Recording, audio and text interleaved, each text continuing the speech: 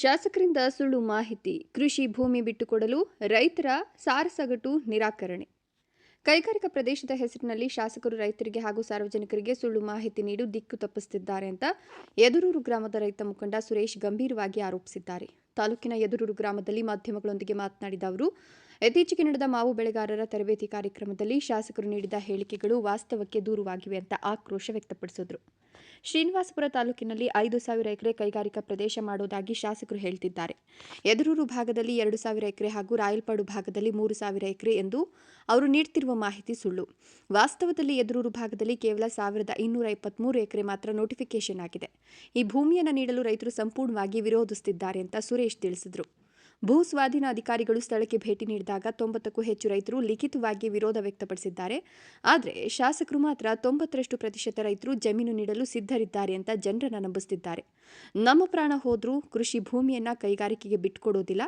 ಸರ್ಕಾರಕ್ಕೆ ಕೈಗಾರಿಕೆ ಸ್ಥಾಪಿಸುವ ಆಸಕ್ತಿ ಇದ್ರೆ ಕೃಷಿಗೆ ಯೋಗ್ಯವಲ್ಲದ ಬಂಜರು ಭೂಮಿಯನ್ನು ಗುರುತಿಸಲಿ. ಫಲವತ್ತಾದ ಕೃಷಿ ಭೂಮಿಯನ್ನು ನಾಶಪಡಿಸಲು ನಾವು ಬಿಡೋದಿಲ್ಲ ಅಂತ ಎಚ್ಚರಿಸಿದರು. ವಿಧಾನಸೌಧದಲ್ಲಿ ಅರಣ್ಯ ಒತ್ತುವರಿ ತೆರವು ಬಗ್ಗೆ ಮೊದಲು ಧ್ವನಿ ಎತ್ತಿದ್ದೆ ನೀವು. ಕೇತಗಾನಹಳ್ಳಿ ಸೇರಿದಂತೆ ತಾಲೂಕಿನಾದ್ಯಂತ ಬೆಳೆಗಳನ್ನು ಅರಣ್ಯ ಇಲಾಖೆ ಮಣ್ಣು ಪಾಲು ಮಾಡುವಾಗ ನೀವು ಎಲ್ಲಿದ್ರಿ? ಈಗ ಶಿವಪುರಕ್ಕೆ ಭೇಟಿ ನೀಡಿ ರೈತರ ಪರ ಅಂತ ನಾಟಕವಾಡ್ತಿದ್ದೀರಿ ಅಂತ ಸುರೇಶ್ ಪ್ರಶ್ನಿಸಿದರು. ರೈತರ ಸಭೆ ನಡೆಸದೆ ಏಕಾಏಕಿ ಭೂಮಿ ನೋಟಿಫಿಕೇಶನ್ ಮಾಡಿರೋದು ರೈತರಲ್ಲಿ ಆತಂಕ ಮೂಡಿಸಿದೆ. ಜಮೀನು ನೋಟಿಫಿಕೇಶನ್ ಆಗಿರೋದ್ರಿಂದ ಬ್ಯಾಂಕ್ಗಳಲ್ಲಿ ಸಾಲ ಪಡೆಯಲು ಸಾಧ್ಯವಾಗ್ತಿಲ್ಲ. ಮಕ್ಕಳ ವಿದ್ಯಾಭ್ಯಾಸಕ್ಕೆ ಅಥವಾ ತುರ್ತು ಅಗತ್ಯಕ್ಕೆ ಜಮೀನು ಮಾರಾಟ ಮಾಡಲಾಗದೆ ರೈತರು ಪರದಾಡ್ತಿದ್ದಾರೆ. ತಕ್ಷಣವೇ ಈ ಭೂ ಸ್ವಾಧೀನದ ನೋಟಿಫಿಕೇಶನ್ ಅನ್ನು ರದ್ದುಗೊಳಿಸಿ ರೈತರ ಹಿತ ಕಾಪಾಡಬೇಕು ಅಂತ ಈ ಸಂದರ್ಭದಲ್ಲಿ ಸರ್ಕಾರ ಮತ್ತು ಜನಪ್ರತಿನಿಧಿಗಳನ್ನು ಒತ್ತಾಯಿಸಲಾಯಿತು. ರೈತರ ಸಂಘಟನೆ ಬಗ್ಗೆ ರೈತರು ಕಂಗಾಲಾಗಿದ್ದಾರೆ, ರೈತರು ರೊಚ್ಚಿಗೆದ್ದಿದ್ದಾರೆ. ಪಾಪ ರೈತರು ಮುಂದಕ್ಕೆ ನಾವು ಏನು ಮಾಡಬೇಕು ಅಂತ ಗೊತ್ತಾಗ್ತಾ ಇಲ್ಲ. ಈ ಶ್ರೀನಿವಾಸಪುರ ತಾಲೂಕಿನ ಯದರೂರು ಗ್ರಾಮದಲ್ಲಿರುವ ರೈತರಿಗೆ ಸಂಬಂಧಪಟ್ಟಿದಂತೆ ನಾವು ಈ ಯಾರು ನಮ್ಮ ಮಿತ್ರರಾದ ಪ್ರೆಸ್ ಅವ್ರನ್ನ ಕರೆಸಿ ನಾವು ಅದರ ಮೂಲಕ ಈಗ ಈ ದಿನ ತಿಳಿಸ್ತಾ ಇರೋದೇನಪ್ಪ ಅಂದರೆ, ಮಾನ್ಯ ರೆಡ್ಡಿ ಅವರು ಏನಪ್ಪ ಮಾತಾಡ್ತಾರಂದರೆ, ಮೊನ್ನೆ ಇತ್ತೀಚಿನ ದಿನಗಳಲ್ಲಿ ಮಾವು ಬೆಳೆಗಾರರ ಸಂಘ ಒಂದು ಮೀಟಿಂಗ್ ಏರ್ಪಡಲಾಗಿತ್ತು ಶ್ರೀನಿವಾಸಪುರ ಇದರಲ್ಲಿ ಚೌಟ್ರಿಯಲ್ಲಿ. ಅಲ್ಲಿ ಅವರು ಏನಪ್ಪ ಮಾತಾಡ್ತಾರೆ ಅಂದರೆ, ಕೆಲವು ಸುಳ್ಳು ಮಾಹಿತಿಗಳನ್ನೇ ಇನ್ನೂ ಬಿಟ್ಟಿಲ್ಲ ಅವರು. ಅದನ್ನು ಬಿಡಬೇಕು. ಈ ಸುಳ್ಳು ಮಾಹಿತಿಗಳನ್ನು ಜನಕ್ಕೆ ತಪ್ಪು ನುಡಿಗಳನ್ನು ನುಡಿಬಾರ್ದವರು. ಒಬ್ಬ ಶಾಸಕರಾಗಿ ನಾವು ಜನಪರ ರೈತರಿಗೋಸ್ಕರ ನಾನಿದ್ದೀನಿ ಅಂತ ಭಾಷಣದಲ್ಲಿ ಬಿಗಿತಾರಲ್ಲ, ಈಗ ಯದರೂರು ಗ್ರಾಮದಲ್ಲಿ 3,000 ಎಕರೆ ಅಂತ ಅವರೇ ಭಾಷಣದಲ್ಲಿ ಹೇಳಿದ್ದಾರೆ. ಅದು ಸರಿನಾ? ಎಲ್ಲಿದೆ 3,000 ಎಕರೆ? ಯದರೂರು ಹತ್ರ ಮಾಡಿರೋದೆಷ್ಟು? 1,273 ಎಕರೆ. ಇದು ನೋಟಿಫಿಕೇಶನ್ ಮಾಡಿರೋದು. ಇದು ಇಡೀ KIDB ಅವ್ರಿಗೂ ಅಫಿಷಿಯಲ್ಗೂ ಗೊತ್ತು, ಮತ್ತು ಇತರರಿಗೂ ರೈತರಿಗೂ ಗೊತ್ತು, ಸಾಮಾನ್ಯ ಜನರಿಗೂ ಗೊತ್ತು. ಏನೋ ಯದರೂರು ಹತ್ರ 1,273 ಎಕರೆ ಅಷ್ಟು ಮಾತ್ರ ಮಾಡಿದ್ದಾರೆ. ನಮ್ಮೂರದ್ದು ಇರೋದೇ, ಯದರೂರ್ದು ಇರೋದೇ 1,600 ಎಕರೆ ಚಿಲ್ಲರೆ ಇದೆ ಅಷ್ಟೇ. ಏನು ಸರ್ವೆ ನಂಬರು ಯದರೂರು ಸಂಬಂಧಪಟ್ಟಿದಂಥ 1,600 ಎಕರೆಯಲ್ಲಿ 1,573 ಎಕರೆ ನೀನು KIDBಗೆ ಲಾಕ್ ಮಾಡಿದ್ದಾರೆ. ಅದು ಎಲ್ರಿಗೂ ಗೊತ್ತಿರೋ ವಿಚಾರನೇ. ಅದ್ರ ಜೊತೆಗೆ ನಮ್ಗೆ ಇನ್ನೇನು ಕೃಷಿ ಚಟುವಟಿಕೆಗಳು ಏನಿದೆ, ಇನ್ನು ಅಮ್ಮಮ್ಮ ಅಂದರೆ ಇನ್ನೊಂದು 200 ಚಿಲ್ಲರೆ ಇಲ್ಲ 300 ಎಕರೆ ಬರುತ್ತೆ ನಮಗೆ. ಅದು ಎಲ್ಲಿದೆ? ಒಂದು ಕೆರೆ ಕಟ್ಟೆಗಳಗಡೆ ಕಾನೆ ಅನ್ನೋ ಪ್ರದೇಶದಲ್ಲಿ ಉಳ್ಕೊಂಡಿದೆ ಆ 300 ಎಕರೆ. ಅಷ್ಟು ಬಿಟ್ಟರೆ ನಾವು ಎದ್ದರೆ ಮನೆಯಿಂದ ಆಚೆ ಬಂದರೆ KIDB ಅನ್ನೋ ಪ್ರಯತ್ನದಲ್ಲಿ ಇಟ್ಟಿದ್ದಾರೆ. ಇವತ್ತು ಏನು ಸ್ಕೂಲ್ ಆಗ್ಬೋದು, ಮತ್ತು ಇತರೆ ಮಶಾಣ ಆಗ್ಬೋದು, ಮತ್ತು ಊರಿನ ಮಧ್ಯದಲ್ಲಿರುವ ಒಂದು ರೋಡ್ ಸೈಡಲ್ಲಿರುವ 60 ಮನೆಗಳು, ಮತ್ತು ಅದ್ರ ಜೊತೆಗೆ ನಾವು ಏನು ಕೃಷಿ ಚಟುವಟಿಕೆಗಳು ಬೆಳಗ್ಗೆ ಎದ್ದು ಮಾಡ್ಕೊತೀವ ಅದಕ್ಕೆಲ್ಲ ಅಡ್ಡಿಪಡಿಸಿದ್ದಾರೆ. ಅದನ್ನು ಇವರು ಇದುವರೆಗೂ ಮನವರಿಕೆ ಮಾಡೋರು ಯಾರೂ ಇಲ್ಲ. ಅದನ್ನು ಅವರು ಮನವರಿಕೆ ಮಾಡಿಕೊಳ್ಳಿಲ್ಲ.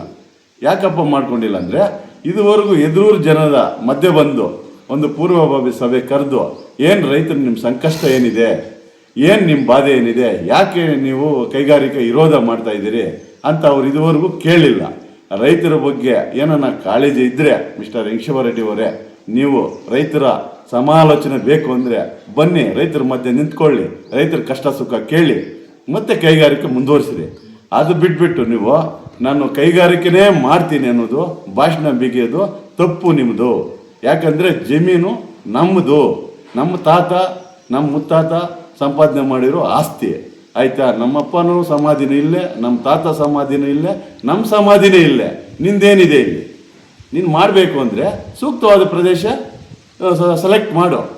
ಎಲ್ಲಿದೆ? ಒಂದು ಕಾಡು ಪ್ರದೇಶ ಆಗ್ಬೋದು, ಬಂಜರು ಭೂಮಿ ಆಗ್ಬೋದು, ಆಯಿತಾ, ಗೋಮಾಳ ಆಗ್ಬೋದು, ಮತ್ತು ಇತರ ಪ್ರದೇಶಗಳಲ್ಲಿ ಯಾವುದೋ ಪಿ ನಂಬರು ಇನ್ನೊಂದು ನಂಬರ್ಗಳು ಇರುತ್ತೆ ಅಂಥ ಜಾಗದಲ್ಲಿ ಮಾಡಿ. ಯಾರು ನಿಮ್ಮ ಕೈಗಾರಿಕೆಗೆ ಯಾರು ನಿಮ್ಮ ವಿರೋಧಿಗಳಲ್ಲ. ನೀವು ಅದನ್ನು ಬಿಟ್ಬಿಟ್ಟು ನಾವು ಪೂರ್ವ ಕಾಲದಿಂದ ಸಂಪಾದನೆ ಮಾಡಿಕೊಂಡು ಆಸ್ತಿಗಳ ಮೇಲೆ ನೀವು ಕೈ ಬಿಡ್ತಾ ಇದ್ದೀರಾ. ಅದನ್ನು ತಪ್ಪು ಮಾಹಿತಿ ಹೇಳ್ತಾ ಇದ್ದೀರಾ.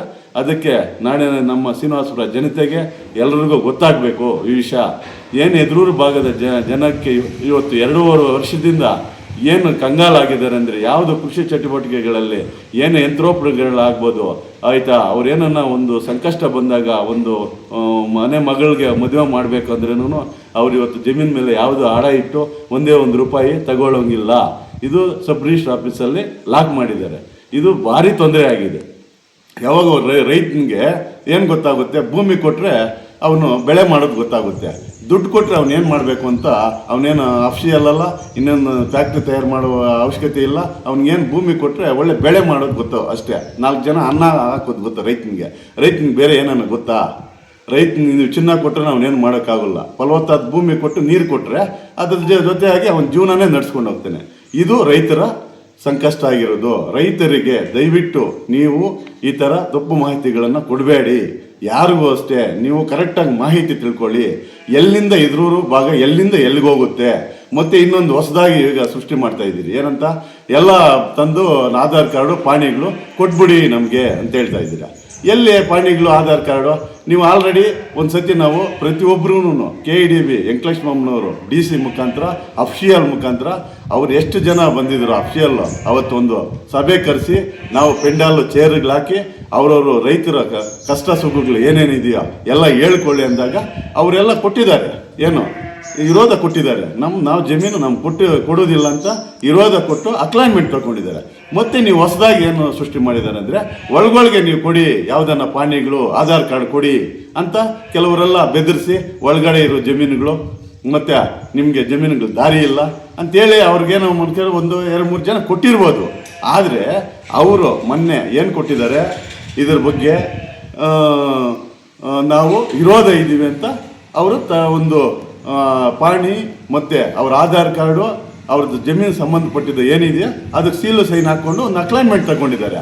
ನಾವು ಏನು ವಿರೋಧ ಮಾಡಿದ್ದೀವೋ ಆ ವಿರೋಧ ಅವ್ರ ಹತ್ರ ಇದೆ, KEDB ವೆಂಕಟೇಶ್ವರಮ್ಮನವ್ರ ಹತ್ರ ಇದೆ, ನಮ್ಮ ಹತ್ರನೂ ಇದೆ. ಎಷ್ಟು ಜನ ವಿರೋಧ ಮಾಡಿದ್ದೀವಿ, ಎಷ್ಟು ಎಕರೆ ಮಾಡಿದ್ದೀವಿ ನಾವು ಅಂತ 90% ಹೋಗಿದ್ದೀವಿ ನಾವು. ಯಾರೂ 90% ಕೊಡೋರು ಯಾರೂ ಇಲ್ಲ ಇಲ್ಲಿ, ಆಯಿತಾ. ಕೊಡದಿರ ಇರುವರೆ 90% ಇರೋದು. ನೀವು ಹೇಳ್ತೀರಾ ಮೀಟಿಂಗಲ್ಲಿ 90% ಕೊಡುವವರು ಇದ್ದಾರೆ ಅಂತಾರೆ. ತಪ್ಪಲ್ವಾ ನಿಮ್ಮದು ಈ ಥರ ಮಾತಾಡೋದು? ಒಬ್ಬ ಶಾಸಕರಾಗಿ, ಒಬ್ಬ ಜನಪ್ರತಿನಿಧಿಯಾಗಿ ನೀವು, ಆಯಿತಾ, ಒಬ್ಬ ತಾಲೂಕು ನಿಮಗೆ ಒಂದು ಎಲ್ಲ ಜನ ಓಟ್ ಹಾಕಿ ನಿಮ್ಮನ್ನು ಗೆಲ್ಲಿಸಿ ಒಬ್ಬ ದೊಡ್ಡ ಸ್ಥಾನದಲ್ಲಿ ಕೊಟ್ಟಿದ್ದಾರೆ. ಇದನ್ನು ನೀವು ಉಳಿಸ್ಕೋಬೇಕಲ್ವಾ? ಯಾಕೆ ತಪ್ಪು ಮಾತಾಡ್ತೀರಾ? ಬನ್ನಿ ಊರೊಳಗಡೆ ಬನ್ನಿ, ಕೂತ್ಕೊಳ್ಳೋಣ. ಬನ್ನಿ, ನೀವು ಎಲ್ಲರನ್ನೂ ಕರೆಸಿ, ಯಾರು ಜಮೀನುಗಳಿದೋ ಎಲ್ಲರನ್ನೂ ಕರೆಸ್ಕೊಂಡು ಅವ್ರ ಕಷ್ಟ ಸುಖ ಕೇಳಿ. ವೆಂಕಟೇಶ್ವರ ರೆಡ್ಡಿ ಅವರೇ, ಫಸ್ಟ್ ಆ ಕೆಲಸ ಮಾಡಿ ನೀವು. ಅದನ್ನು ಬಿಟ್ಟು ನಾನು 3 ಎಕರೆ, ಲಕ್ಷ್ಮೀಪುರ ಹತ್ರ 2 ಎಕರೆ, ಟೋಟಲ್ 5 ಎಕರೆ, ಇವೆಲ್ಲ ತಪ್ಪು ಮಾಹಿತಿಗಳು. 5,000 ಎಕರೆ ಅಂತ ಹೇಳ್ತೀರಾ. 5,000 ಎಕರೆ ಎಲ್ಲಾದರೂ ನೋಟಿಫಿಕೇಶನ್ ಮಾಡಿರೋದು ಇದೆಯಾ? ಕರೆಕ್ಟಾಗಿ ಹೇಳಿ. ನೀವು ಇದ್ರೆ ಹೇಳಿ, ನಾವು ಒಪ್ಕೊತೀವಿ. ಅದನ್ನು ಬಿಟ್ಟು ನೀವು ಈ ಕೈಗಾರಿಕಾ ಪ್ರದೇಶ ಬಿಟ್ಟು ಬೇರೆ ಏನು ಮಾಡಬೇಕು ಅಂದರೆ, ನಾನು ಫಾರ್ಮಾ ಫ್ಯಾಕ್ಟ್ರಿ 600 ಎಕರೆ ಮಾಡಿದ್ದೀನಿ ಅಂತ ಒಂದು ಸತಿ ಭಾಷಣದಲ್ಲಿ ಹೇಳ್ತೀರಾ. ಫಾರ್ಮಾ ಫ್ಯಾಕ್ಟ್ರಿ ಅಂದರೆ ಏನು ಸರ್ ತಮಗೆ ಗೊತ್ತೇನು ಸರ್ ತಮಗೆ? ಕೆಮಿಕಲ್ ಫ್ಯಾಕ್ಟ್ರಿ, ಒಂದು ಪಾಯ್ಸನ್. 1 ಕಿಲೋಮೀಟ್ರು 2 ಕಿಲೋಮೀಟ್ರು ರೌಂಡ್ ಆಫಲ್ಲಿ ಯಾರೇ ರೇಷ್ಮೆ ಬೆಳೆಗಾರರು ರೇಷ್ಮೆ ಬೆಳೆಯೋಂಗಿಲ್ಲ. ಎಲ್ಲ ಜನಕ್ಕೆ ಆ ಪೊಲ್ಯೂಷನ್ ಯಾವಾಗ ಕೆಟ್ಟೋಗುತ್ತೋ ಕಾಯಿಲೆಗಳು ಸ್ಟಾರ್ಟ್ ಆಗುತ್ತೆ. ಆಯಿತು, ನೀವು ಆ ಫ್ಯಾಕ್ಟ್ರಿ ಹಾಕ್ತೀರಿ. ನಮ್ಮ ಈ ಭಾಗದಲ್ಲಿ, ಎದುರೂರು ಭಾಗದಲ್ಲಿ ನಾವು ಜಮೀನು ಕೊಟ್ಟು ಎಷ್ಟು ಜನ ಡಾಕ್ಟರ್ಸು, ಎಷ್ಟು ಜನ ಇದ್ದಾರೆ? ಎಷ್ಟು ಜನ ಇದ್ದಾರೆ? ಅದ್ರ ಸಂಬಂಧಪಟ್ಟಕ್ಕೆ ಎಷ್ಟು ಜನ ಇದ್ದಾರೆ? ಅದೆಲ್ಲ ನೀವು ತಿಳ್ಕೊಬೇಕಲ್ವಾ? ತಿಳ್ಕೊಂಡು ಮಾಡಿ. ಯಾವುದನ್ನ ಫ್ಯಾಕ್ಟ್ರಿ ತಂದರೆ ಈ ಭಾಗದಲ್ಲಿ ಏನು ವ್ಯವಸಾಯ ಮಾಡ್ತಾ ಇದ್ದಾರೆ ರೈತರಿಗೂ ಅನುಕೂಲ ಆಗಬೇಕು. ಮತ್ತು ಯಾರು ಇವಾಗ ಎಜುಕೇಟೆಡ್ ಓದಿದಾರೋ, ಡಿಗ್ರಿ ಇನ್ನೊಂದು ಮಾಡ್ಕೊಡೋದು, ಅವ್ರಿಗೂ ಅನುಕೂಲ ಆಗಬೇಕು ಅಂತ ಫ್ಯಾಕ್ಟ್ರಿ ತನ್ನಿ. ಈಗ ಅಂಥ ಫ್ಯಾಕ್ಟ್ರಿ ಏನಪ್ಪ ಅಂದರೆ, ಈಗ ನಮ್ಮ ಶ್ರೀನಿವಾಸಪುರ ಸುತ್ತಮುತ್ತಲಿನ ಇರುವ ಈ ಏನು ಈ ಎಷ್ಟು ಜಮೀನಿನಲ್ಲಿ 70-80% ಮಾವು ಬೆಳೆಗಾರರಿದ್ದಾರೆ. ಅದು ನೀವು ಮೊನ್ನೆ ಹೇಳಿದ್ದೀರ. ಅಂಥದ್ದು ಪಲ್ಪ್ ಮಿಷನ್ ಒಂದು 4 ಹಾಕಿ ಆ ಥರ ಫ್ಯಾಕ್ಟ್ರಿಗಳು ಮಾಡಿ.